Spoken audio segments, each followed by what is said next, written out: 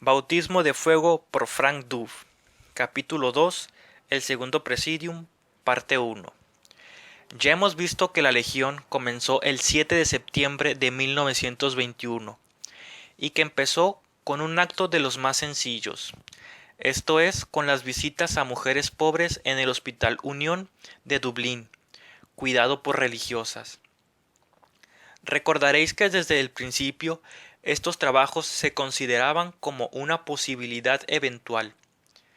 No había, sin embargo, planes determinados para la segunda labor que habría de emprenderse.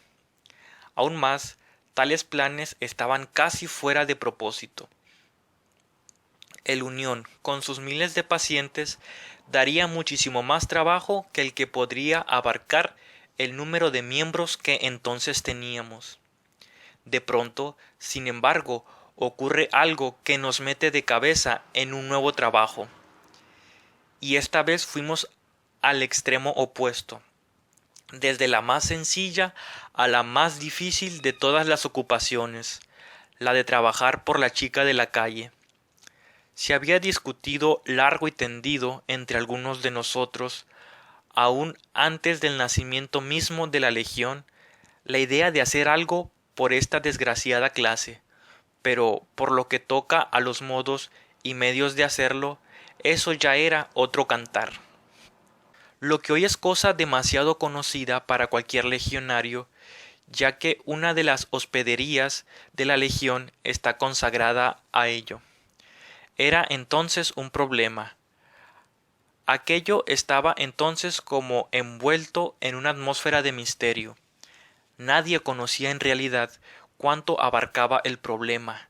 Nadie tenía ni la más remota idea de extensión.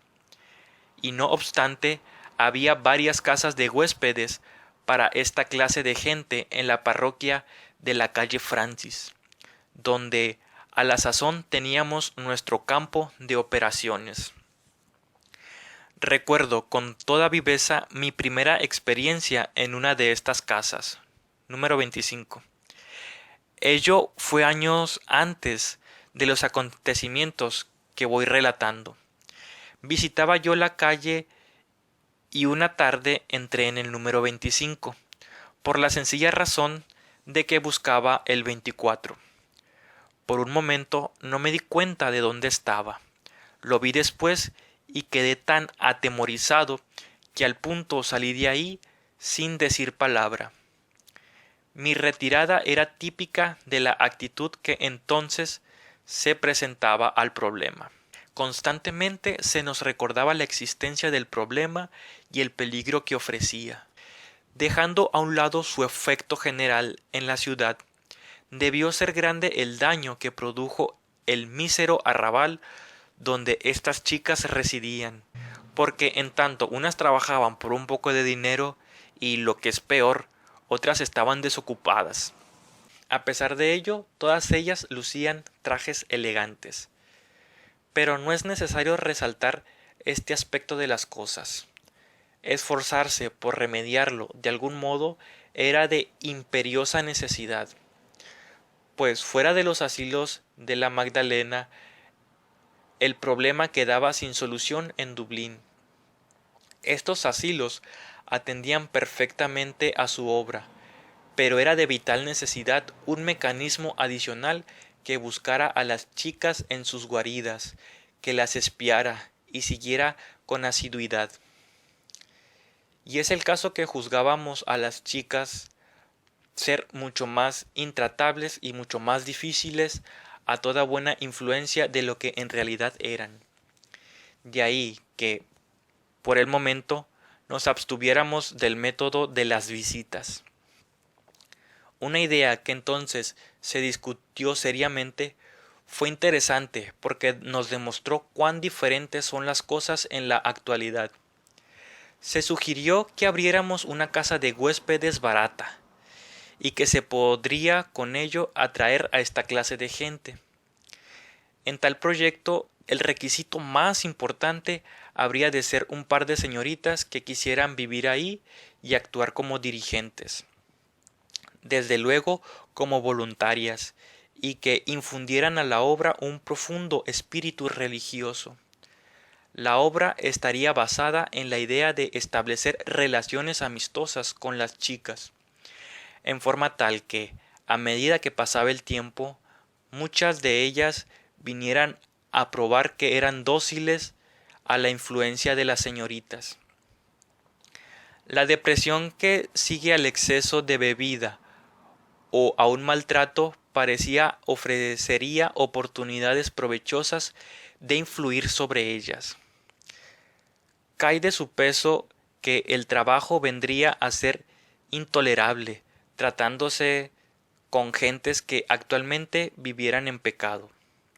Nada que no fuera espíritu de heroísmo y hambre verdadera de almas podría hacer que las señoritas se consagraran a tal ocupación. Estos fueron los primeros balbuceos de la naciente organización.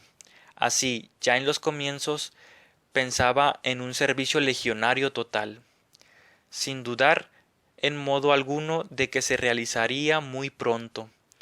Ahora y siempre desconoceríamos la dirección que hubiéramos tomado de no haber intervenido la providencia de la manera que voy a contar. La providencia tuvo sus propios planes y para ejecutarlos se sirvió de estas obreras voluntarias que estaban a mano. Ante todo había de hacerse una preparación fundamental. Había de pensar en echar los fundamentos de la obra, y esto ocurrió del siguiente formidable modo. En el mes de mayo o junio de 1922, esto es apenas 8 meses después de comenzar la Legión, recibí una carta de Sor Concepción de las Hermanas de la Caridad de Baldoyle, dándome informes de 2 señoritas que habían en Holiday Home. Eran la señorita Plunkett y la señorita Scranton. Ardían en deseos de trabajar en la Legión. Yo quise verlas y escribí citándolas para el sábado siguiente en el hospital de San Vicente, y ahí nos encontramos. Recordé entonces quiénes eran aquellas señoritas. Una vez me encontré con ellas en la despedida de Lady Moloney, la madre Patricia, madre general de las hermanas de San Columbano, cuando marchaba a las misiones de China. Las animé a que hablaran y me dispuse a escucharlas. Eran apasionadas de las misiones extranjeras. Se habían ofrecido, pero fueron rechazadas en razón de su edad. No pudiendo ir en persona, deseaban con ardor ayudarlas de cualquier modo que les fuera posible. También habían soñado despiertas. Una de ellas abriría en el centro de la ciudad un salón de té, que habría de ser llevado en beneficio de las misiones. Esperaban que se les habrían de juntar otras que pensaran como ellas.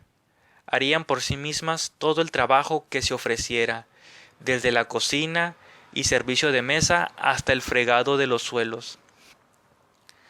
La parte de casa no requerida para salón sería dedicada a obras sociales, clases y a cuanto pudiera servir para las misiones. Para deciros la verdad, mi primera impresión fue de asombro y de risa. Sonaba aquello a pura fantasía, pero hay que tener presente que aquello ocurría en los días previos a las grandes aventuras de la Legión. En tiempos futuros, para causarnos alguna sorpresa, tendría que hablarnos la luna. Las señoritas mismas atrajeron mi atención. La señorita Plunkett era extraordinariamente alta, tanto que su compañera, también alta, parecía de mediana talla. La señorita Plunkett era de modales vivos, y cuando se entusiasmaba hablaba mucho. Por el contrario, la señorita Scranton era fría, apenas hablaba, pero en su sobriedad al hablar estaba enteramente de acuerdo con lo que decía la señorita Plunkett. Yo, de hecho, la comparé con un bloque de hielo. Y ahora dicho esto, debo suspender mi relato y explicar lo que en realidad había en ella. Era puro y sencillo amaneramiento que desapareció con su servicio en la Legión, poniendo de manifiesto toda la gentileza y amabilidad de su natural.